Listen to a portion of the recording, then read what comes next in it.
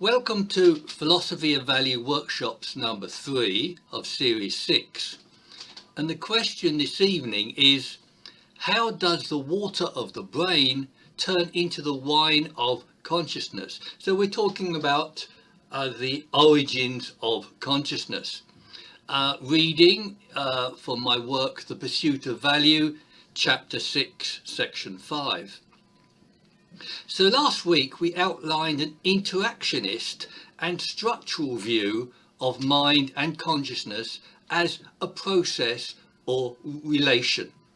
Today we are asking about the origins of mind, which has a bearing on the character of mind. The origins of mind can be initially stated as chemical complexity, life and neurological activity. Yet the need for a continuous account reveals both the character and the neglect of mind or consciousness. But the questions, what is mind and what are the preconditions of mind, are related but often conflated.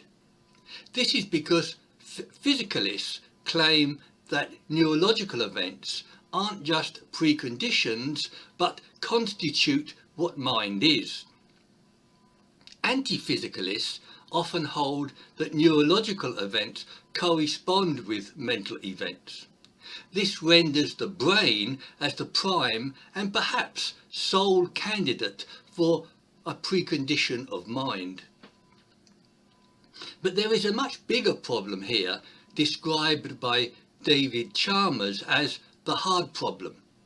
That is, the problem of explaining how any physical system can give rise to conscious experience at all. And why are physical processes ever accompanied by experience?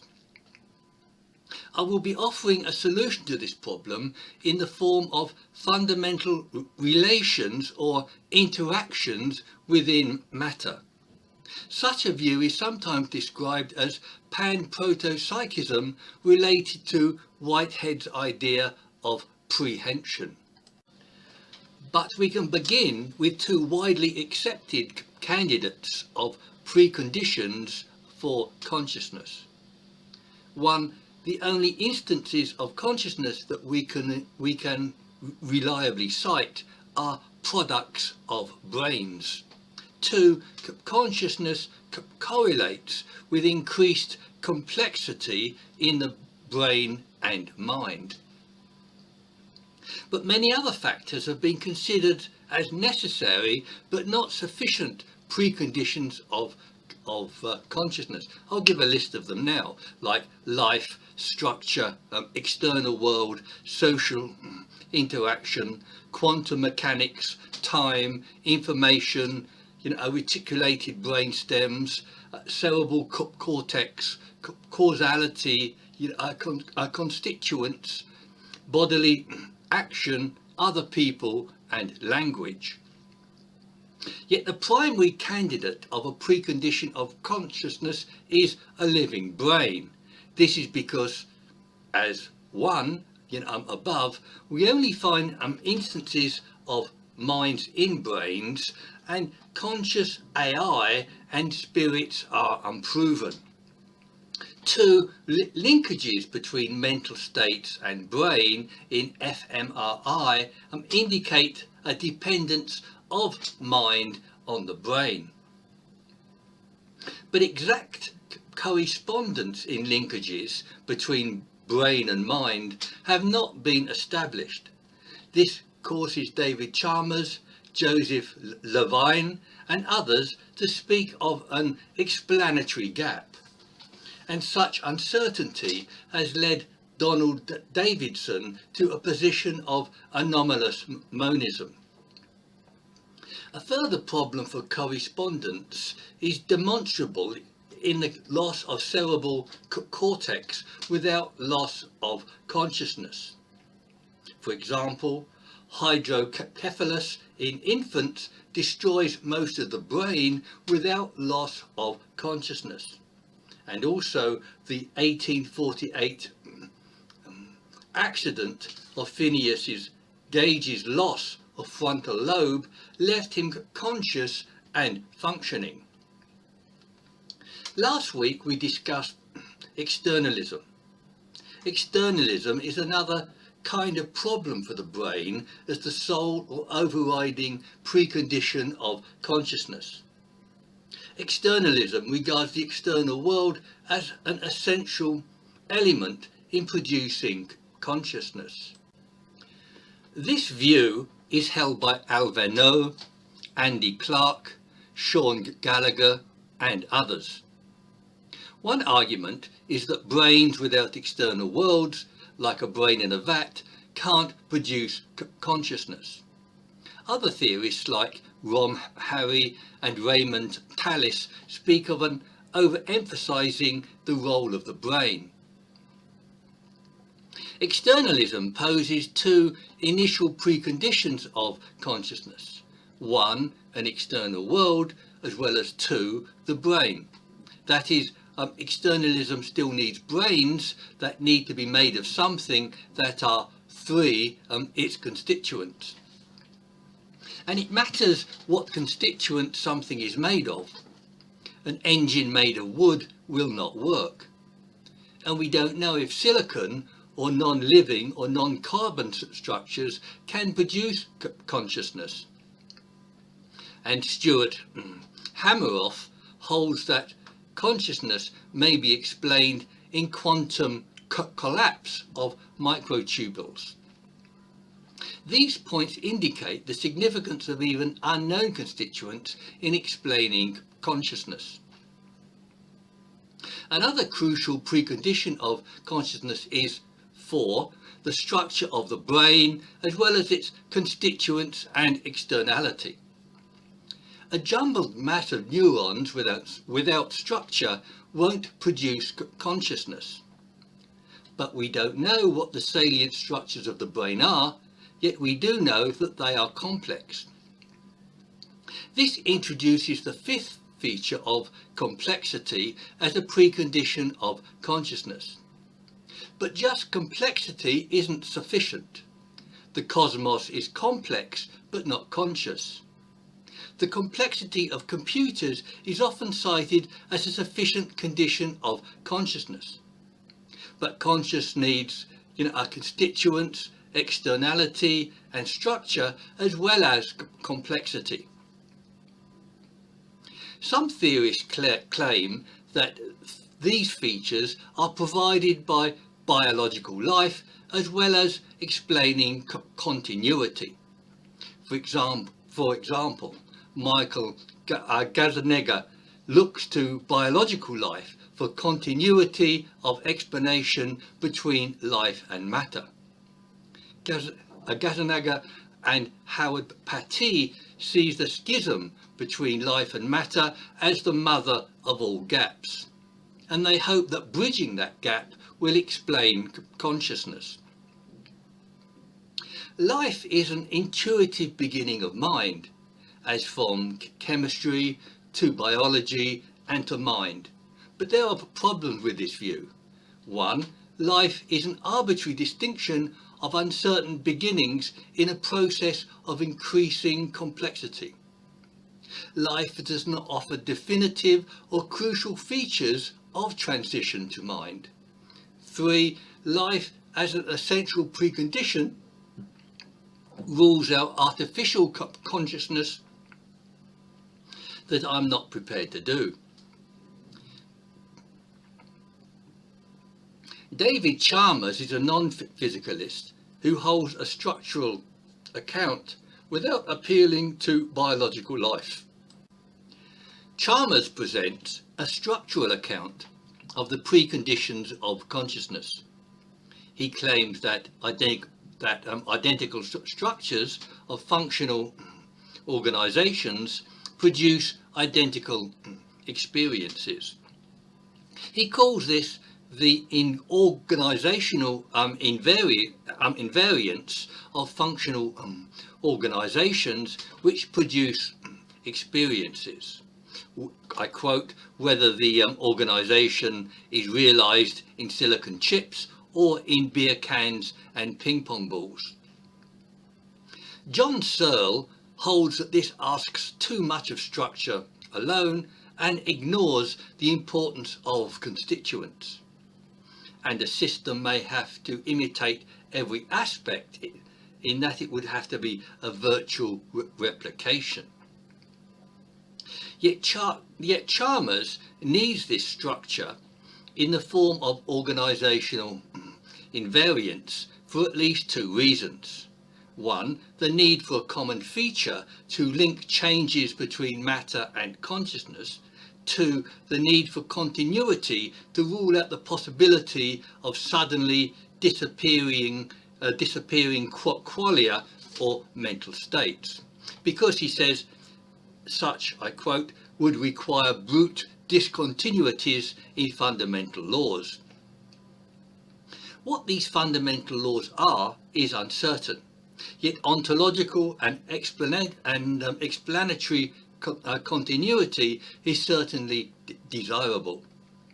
Many other theories like Gazzaniga, Richard Rorty and Max Vellemann also reject discontinuities. But organisational invariance is only a claim and doesn't explain emergence, as Chalmers himself admits. So for a continuous transition from matter to consciousness, Chalmers uses the notion of information. He uses information both as an intermediary and as a precondition of consciousness. He notoriously claims, I quote, wherever there is causal interaction, there is information and there is experience. And I continue to quote, and if there is experience associated with thermostats, there is probably experience everywhere. Searle finds Chalmers' claim about thermostats absurd and takes issue with his ambiguous use of information. For example, rain hitting the ground can convey information, but not in the sense of containing data. Chalmers uses information to make an unbroken transition from physicality to consciousness. We could also refer to Giuliano Tononi's integrated information theory of consciousness here. But I find such a sleight of hand or magical thinking to force an illegitimate continuity. A more abstruse problem is that information implies cognition which can't exist without consciousness. And if information can't exist without consciousness, it can't be a precondition of consciousness. This is an abstruse problem as it entails the absence of consciousness, which is more abstruse than its presence. To understand the problem, we need to understand what is information and what is contained in information. Information or data must contain ideational structures or their negation or affirmation, as in binary structures. But all these items are anthropocentrically produced and don't exist objectively in the world. Therefore, neither they nor information can exist prior to consciousness in order to explain it. Now, this is part of the wider realism versus nominalism debate. Searle makes the same point with reference to our conception of the processes within a computer. He writes that its operation can be specified purely formally, and he continues that the symbols have no material meaning, they have to be specified purely in terms of their formal or syntactic structure. So to explain continuity in the emergence of consciousness, Chalmers employs three features. One, structural organisation, which Chalmers admits isn't adequate by itself. 2. An information theory of mind which both Searle and myself have argued against and rejected. 3. His infamous claim of conscious thermostats and its associated theory of panpsychism. Chalmers oddly states that there seem to be no knockdown arguments against the view of panpsychism. But my knockdown argument is mental properties like sentience and cognition aren't found in the physical world. Yet there are at least 3 things that we can profitably use in Chalmers' account. 1. The need of some form of functional organisation to account for structure and complexity. 2. A way of explaining gradual and natural changes without brute discontinuities. 3. The need for a relation or interaction between the systems of mind and matter. To do this, we need to add at least 2 things to Chalmers' account. 1. A robust theory of graduation to explain gradual and natural changes, as I have advocated. And 2. An interactionist account providing the principle of relation and change that I tackle below. Max Velleman's provides an interactionist account of consciousness in relation to the world, and he describes different levels of interaction, both reflexive and within the body. That is, on the surface of the body, within the body, or within the brain itself. And although Velleman's is a panpsychist who believes in a reflexive universe, he doesn't explain this final relation between mind and matter. But we might go further than Velleman's view with the idea discussed last week of pre-existing consciousness. This view is also known as absolute consciousness and as being more fundamental than matter. As an example, I gave Ian McGilchrist's notion of matter as a phase of consciousness. Chalmers also speculates that consciousness might be fundamental and is intrinsic to everything. The notion of absolute consciousness is, however, common in ancient Indian or Vedic thought. The Advaita philosophy of Sankara holds that this is a substratum of the universe, even finer than energy. Sankara answers the problematic difference between the absolute and this world with superimposition. That is, absolute consciousness did not become this world, it only appears to have done so.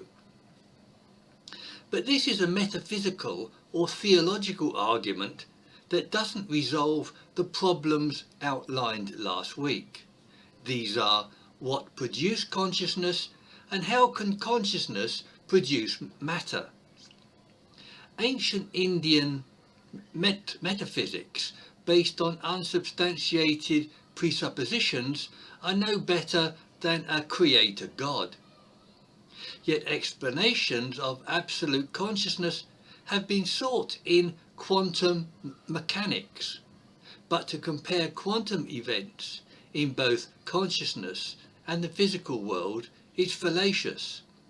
It's like saying both dogs and tables have 4 legs, therefore they are related as the same kind of object. Yet I hold an interactionist theory of mind that should be able to bridge the gap between physicality and mind. The question here is, what would constitute the principle of interaction? Defining such a principle would come within the ambit of pan-protopsychism. Pan-protopsychism isn't the view that mind is everywhere, but there's a ubiquitous property that produces mind. I suggest that there's an interaction between all matter that is also seminal to producing mind. That interaction isn't just causality, but a registration of and presence to objects. Yet for a continuity of explanation of mind or for matter, we need to explain three relations with the same principle. One, the kind of relation that exists between physical objects generally regarded as causality. Two, the relation between physical objects that produces mind or consciousness. Three, the interactive relation between physical objects and mind or consciousness, for example, perceptions of objects that influence mind. All objects have relations with other objects. These relations are acceptably described as causal. But causality is neither a definitive concept or completely explains physical relations. For example, singular causal relations are inadequate and have to be replaced by complex causal fields. The relations that objects have with each other can also be described as presence to something. Yet the property of being present to something is also common to mind and consciousness. For example, consciousness is commonly described as conscious of something. And Sartre widely uses the terminology of being present to something. My point is that the relation of being present to something is common to both physical and conscious interactions, and that the property of being present to something provides a continuity between mind and matter. I can develop this kind of relation further by comparison with A.N. Whitehead's concept of prehension. This describes how consciousness relates to objects in the same way that objects relate to each other. Whitehead called this relation prehension, entailing a Platonic logos and a process of creativity. For him, the process of creativity brings consciousness into existence and is a property of consciousness. He also held a graduated conception of mind that he viewed as a process. So Whitehead is thereby a panpsychist who employs a cosmological and an ultimately religious metaphysics. So I regard this notion of prehension as magical thinking, yet it serves as an introductory idea. But we need a more acceptable feature that also underlies both matter and consciousness. Like Whitehead, I want to start an explanation at the beginning of a spectrum of interaction before life. It is important to consider how simple relations can undergo significant developments. Billiard balls or atoms interact in many ways, gravitationally, causally, aerodynamically, and in other ways. But these are simple relations which don't produce even infinitely low levels of consciousness. Some events are also complex, contain systems, have structure, feedback, and qualify as interactions. For example, engines, machines, computers with cause and effect in repetitive and continuous processes. Complexity increases in systems like quantum computers, plants, single-cell life like amoebas. These entities are integrated systems with complex interactions that register objects. These interactions and registrations may mimic, but don't amount to recognition or cognition. Further complexity includes insects, animals, apes and humans with increasing consciousness. I have previously argued that complexity or even organisation and constituents are not sufficient. The crucial factor isn't complexity, but relations of engagement, registration and presence to something. These relations simulate intentionality towards objects, that consciousness is conscious of something. This provides a continuity of explanation from all causal interactions to consciousness. This is a form of pan-proto-psychism, not that consciousness is everywhere, but that properties can give rise to consciousness. This could be a trivial claim, but details of the property are crucial, and I call it an aspect of interaction. The big remaining problem of interactionist pan-proto-psychism is conceiving how matter becomes mind. We still need another salient property to explain the three noted object and object-mind relations. These kinds of relation can all be described with the same principle that I describe in the following way: as a presence to something, registering of something, attending to something, as apprehending something, influencing something, or previously as Whitehead's prehension.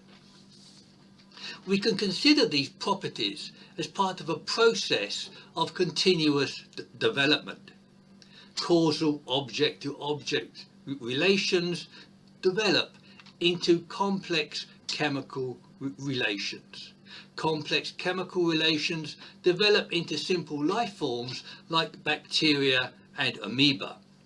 Amoeba register the world as a single organism with feedback mechanisms. Now consider insects with perceptions of objects in the world in which they move.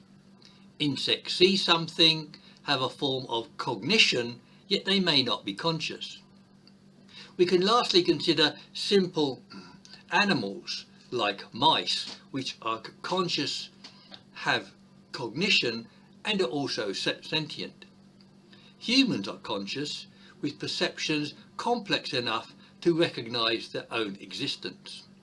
The process of development can be described as one of causal interaction, registration, consciousness, and finally self-consciousness. My hypothesis is that it's not complexity that produces consciousness, but sophistication of registration. Yet complexity remains one of the many preconditions required to produce consciousness. The key here is that the fundamental relation between objects and between objects and consciousness is the same. That is, the relation between objects has the same structure as the relation that produces consciousness. That is, presence to something, registering of something, or apprehending something. It's significant that there's a consensus that consciousness is conscious of something. I have cited insects as part of a developmental transition towards consciousness. But do creatures like insects bridge the gap between mechanical and conscious processes? Is insect registration automated, atomistic, mechanical and non-conscious? Or does insect registration involve some aspect of cognition? Insects do see something, but what? And are insect perceptions mapped onto a larger picture as required of a precursor of consciousness? On this point, Max Wellmans quotes Van Swinderen's 2007 study of the selective attention of fruit flies. Van Swinderen goes on to demonstrate that selective attention requires short-term memory. Selection is also a mode of choice regarded by many as fundamental constituent of consciousness. Selective attention as proto-choice, together with memory, are features of consciousness. This indicates that insect registration is a primogenitor or precursor of consciousness. Yet insect selection is also machine-like, as well as having mentalistic structures. My conclusion is that registration, selection and interaction have features that close the explanatory gap. These have the structure of presence to something that simulates the structure of consciousness. But there is a problem of preference or selecting interaction as the salient feature of pan-proto-psychism.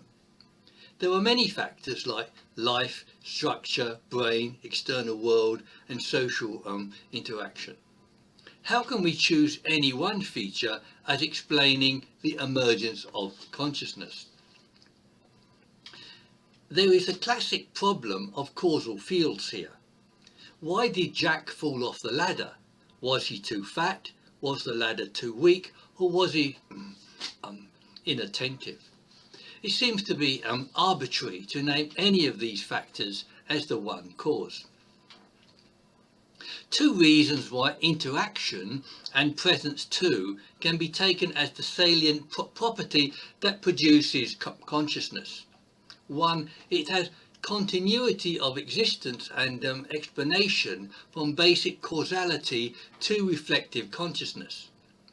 Two, the structure of presence to something is shared by intentionality and consciousness of something. This structure is present throughout the preconditions and development of consciousness. But there is also a problem of determining, even in principle, when consciousness emerges from matter. When is there some degree of consciousness rather than none? When does zero become one? This can be answered by indeterminability of rejecting in principle a definitive point of emergence. For example, in the colour spectrum there's no definitive point where one colour becomes another, and the question of zero becoming one needs to look past whole numbers and incorporate infinity. And Werner Heisenberg's uncertainty principle that the speed and location of a particle can't be determined. It's significant that a conscious observer here is making judgments in these examples. In conclusion, despite David Chalmers' hard problem and Paul Davies' view of arguably the hardest problem facing science today, a plausible hypothesis explaining the origins of consciousness has been outlined. One of the difficulties is presenting the problem in a suitable way. To this end, I suggested an interactionist theory of mind and a structural conception of consciousness. An interactionist theory explains mind from initial causality to conscious interactions. The principle of interaction is that of presence to something common to both matter and mind. We were also looking for another principle to provide a continuous transition without ontological gaps, and structures like graduation and process enable such a conceptual continuity. An argument for this view is that consciousness can then arise in a continuous and natural way from matter. Another argument for such an interactionist view is its simplicity, as found in Occam's razor. Next week, we will look at how structures have a bearing upon the character of consciousness, and we will examine the uncanny, mysterious and obfuscatory character of consciousness. We will look at graduation as part of a structural conception of consciousness. So let me have your comments and criticisms on websites like meetup.com, Philosophy of Value workshops.